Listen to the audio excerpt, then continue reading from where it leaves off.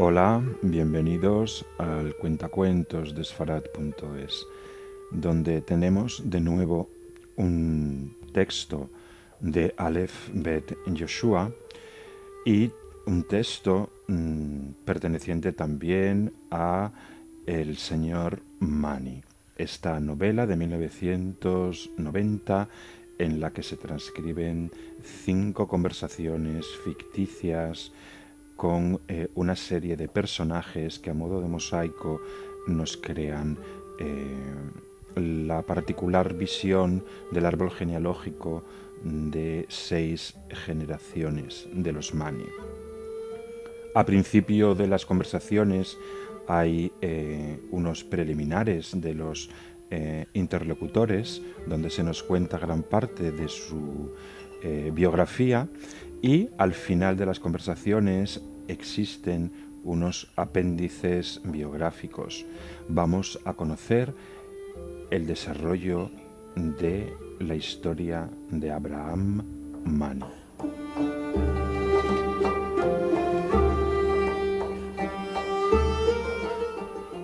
Abraham Mani no tuvo respuesta a su pregunta, ni supo interpretar un fortuito movimiento de cabeza que hizo el rabino como afirmación o negación, porque a esta altura de la conversación, a causa de la emoción que lo embargaba al haberse dejado llevar por el torrente de sus palabras, no pudo ya dejar de reconocer el hecho de que Rabí Shaftai Hadaya, al que había acudido en busca de un veredicto, había fallecido. Abraham Mani no llegó a saber jamás el momento exacto en el que el rabino había exhalado el alma, a pesar de que durante los años siguientes repasó una y otra vez aquella conversación intentando reconstruir cada momento y llegando incluso a escenificarla, interpretando alternativamente su propio papel y el del rabino. Todo ello con el único propósito de poder llegar a dilucidar el momento exacto en que le había sobrevenido la muerte. De cualquier forma, recordaba muy bien sus desesperados intentos, tan extraños como persistentes, por resucitar al rabino, esfuerzo que estuvo acompañado de los cada vez más insistentes y violentos golpes en la puerta que acabó por ser derribada. Después de que un médico local que había sido llevado urgentemente hubiera certificado la muerte del anciano rabino, una fuerte emoción inundó a todos los judíos de Atenas. A pesar de que aquella muerte estaba ya por muchos motivos más que anunciada, no supuso ello ningún alivio para los que se habían ocupado del anciano durante los últimos 40 días, y menos que nadie para doña Flora, que había mantenido la esperanza de poder seguir cuidándolo por bastantes años más. El dedo acusador se dirigió, como era de esperar, contra Abraham Mani, ya fuera en forma tanto de durísimas palabras como de miradas hostiles, como si su insistencia en acompañarlo, la emoción que había exteriorizado y el llanto hubieran provocado al anciano una conmoción tal como para empujarlo antes de tiempo a la muerte. Pareció, sin embargo, que Abraham Mani no se sentía afectado por estas acusaciones, pues sumido como estaba en su duelo y en el profundo dilema que seguía torturándolo, de si quitarse la vida o si al hacerlo perdería su parte en el mundo venidero, se mantenía ajeno a toda murmuración. De cualquier modo, fue Abraham Mani la figura central de las ceremonias del entierro y del duelo. Aunque no era consanguíneo del difunto, se rasgó la ropa y pronunció el Kadish junto a la tumba con voz potente y gran solemnidad. Los 7 días del duelo permaneció sentado en un cojín a los pies de doña Flora, como si fuera miembro de la familia, y disfrutando de las innumerables visitas que recibieron, entre las que se contaron también las de altos dignatarios griegos, políticos y religiosos, y también las personalidades turcas que acudieron especialmente desde Salónica y Constantinopla. Como él era el único que conocía al finado desde la época de las guerras napoleónicas en Rusia, llevaba además la voz cantante en todas las conversaciones, relatando incontables anécdotas sobre el rabino. Al término de los 30 días del duelo, Cuando doña Flora se disponía ya a hacer el equipaje, consideró Abraham Mani la posibilidad de proponerle matrimonio, ya fuera para cumplir la voluntad primigenia del rabino, como tenía intención de presentárselo a ella, o bien para reparar la afrenta que había sufrido a causa de aquel rechazo. Mas finalmente no se atrevió a hacerle la menor insinuación, pues doña Flora, que manifestaba un patente rechazo hacia él y lo trataba con suma frialdad, temiendo que fuera a seguirla hasta Constantinopla, decidió cambiar de rumbo, marchando de Atenas directamente a la tierra de Israel para pasar un tiempo con su sobrina y el niño, pues lo que Abraham le había contado acerca de él la impulsaba a ir a conocerlo. Temeroso porque pudiera descubrirse el secreto de su paternidad y porque a raíz de ello su situación se hiciera insostenible en Jerusalén, decidió Abraham Mani no salir tras los pasos de doña Flora.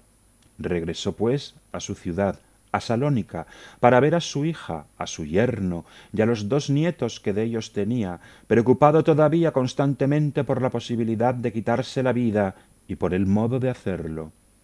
Entretanto, seguía de duelo por el rabino y recorría las sinagogas anunciando su muerte.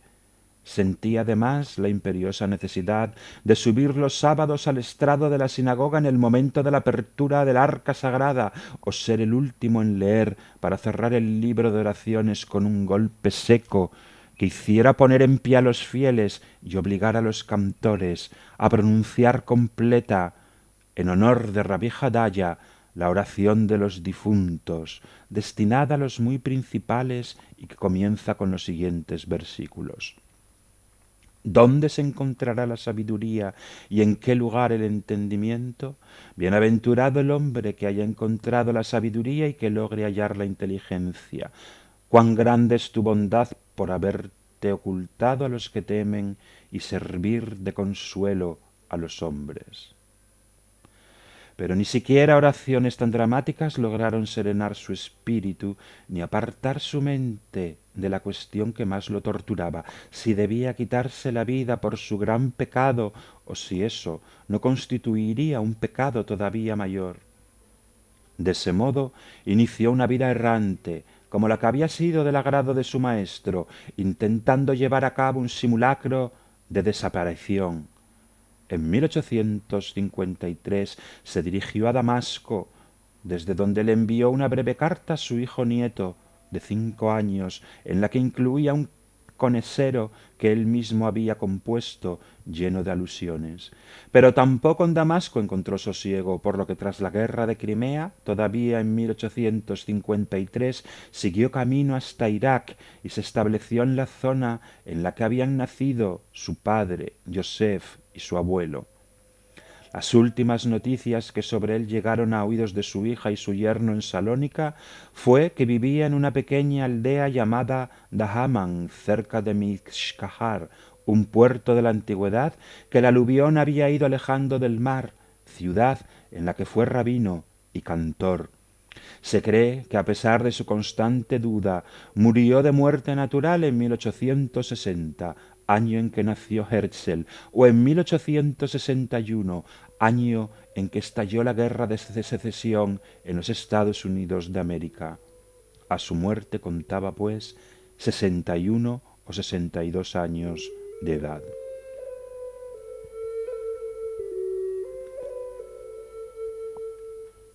Flora Moljo Jadaya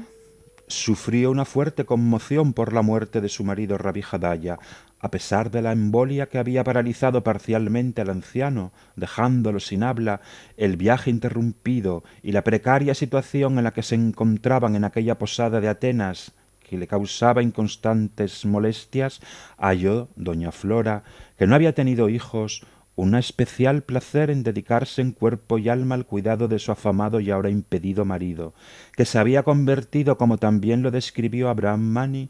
en un venerable bebé. Cuando con ayuda del criado griego logró forzar la puerta candada y encontró a Abraham Mani brincando alrededor del cadáver del rabino, no pudo contenerse y prorrumpió en sollozos y gritos de dolor, enfurecida contra Mani.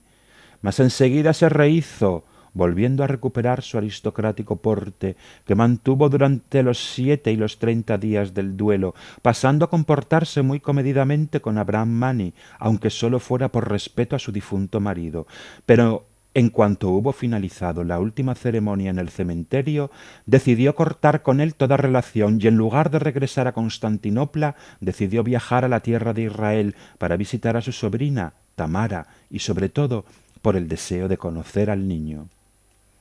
Regresó pues a Jerusalén, su ciudad de nacimiento, en la primavera de 1849, tras 18 años de ausencia, y fue recibida con verdadero aprecio y amor por todos sus conocidos. Se instaló en la antigua casa de sus padres, en la que le fue asignada la cama de su habitación de soltera, y el niño la llamaba segunda abuela.